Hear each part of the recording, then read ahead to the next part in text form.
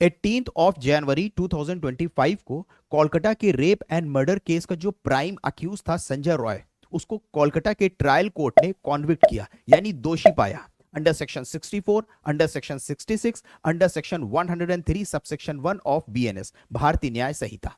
किन चार्जेस के लिए? रेप और मर्डर के चार्जेस के लिए। फिर 20 ऑफ जनवरी 2025 को उसके ऊपर फाइन लगाया 50,000 रुपीस का और उसको अवार्ड किया लाइफ इंप्रिजनमेंट। इसके साथ साथ जज ने स्टेट को यह ऑर्डर करा कि आप 17 लाख रुपीस विक्टिम के फैमिली को एज अ कंपेंसेशन पे करिए, क्योंकि ये जो क्राइम हुआ था वो उसके वर्क प्लेस पे हुआ था। एक बार ब्रीफ में हम लोग इस केस के बैकग्राउंड के बारे में समझ लेते हैं। देखिए 9 ऑफ अगस्त 2024 को एक 31 year old female post graduate trainee doctor थी at R G. Kar medical college and hospital Kolkata West Bengal में, जिनका रेप हुआ और मर्डर हुआ कॉलेज की बिल्डिंग के अंदर।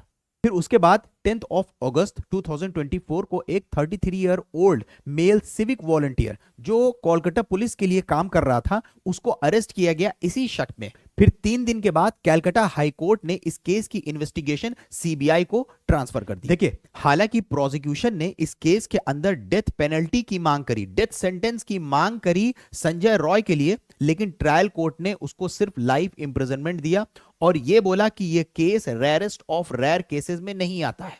अब ये रेयरेस्ट ऑफ रेयर केसेस क्या होता है? देखिए, अब हम लोग ये समझते हैं कि ये रेयरेस्ट ऑफ रेयर केसेस होता क्या है और इसके पैरामीटर्स क्या हैं। देखिए, रेयरेस्ट ऑफ रेयर एक डॉक्ट्रिन है जिसको सुप्रीम कोर्ट ने एक landmark case Bachchan Singh versus state of Punjab 1980 के अंदर एस्टैब्लिश किया था। ये डॉक्ट्रिन को इंडियन कोर्ट जो है अप्लाई करते हैं ये चेक करने के लिए कि किसी केस के अंदर डेथ पेनल्टी दिया जाए या ना दिया जाए। अब इस रेयरेस्ट ऑफ रेयर केसेस के पैरामीटर्स क्या क्या हैं? देखिए, कोर्ट जो है डेथ पेनल्टी देने से पहले रेयरेस्ट ऑफ रेयर केसेस के लिए क्या क्या चीजें देखता है, जैसे manner of the commission of a crime, किस तरीके से क्राइम कमिट किया गया है, कितनी क्रूएलिटी करी गई है।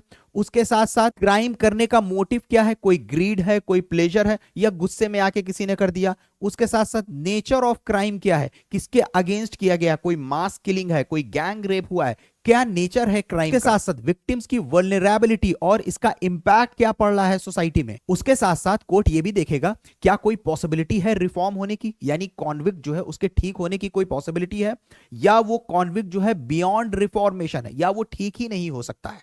देखिए, अब ये चीजें जो हैं, ये पैरामीटर जो है कोर्ट कंसीडर करेगा ये चेक करने के लिए कि क्या उसको डेथ पेनल्टी दी जानी चाहिए या नहीं। डिफेंस ने इसी केस के अंदर ये बोला कि प्रोसिक्यूशन ये साबित करे कि जो कॉन्विक्ट है वो बियॉन्ड द रिफॉर्मेशन है।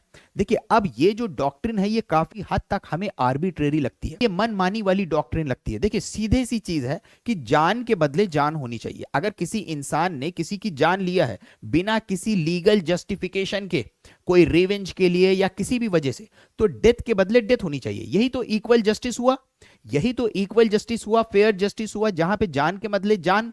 अगर किसी एक इंसान ने दूसरे की जान लिया, जैसे फॉर एग्जांपल कोलकाता के रेप एंड मर्डर केस के अंदर आप देखिए कि लड़की का रेप हुआ और उसका मर्डर कर दिया गया। अब हम उसमें यह देखें कि क्या कॉन्विक्ट बियॉन्ड रिफॉर्मेशन है। अरे, उस लड़की की तो जान चली गई, अगर वो ठीक भी हो जाएगा तो जान तो चली गई, लड़की की जान तो वापस नहीं आएगी।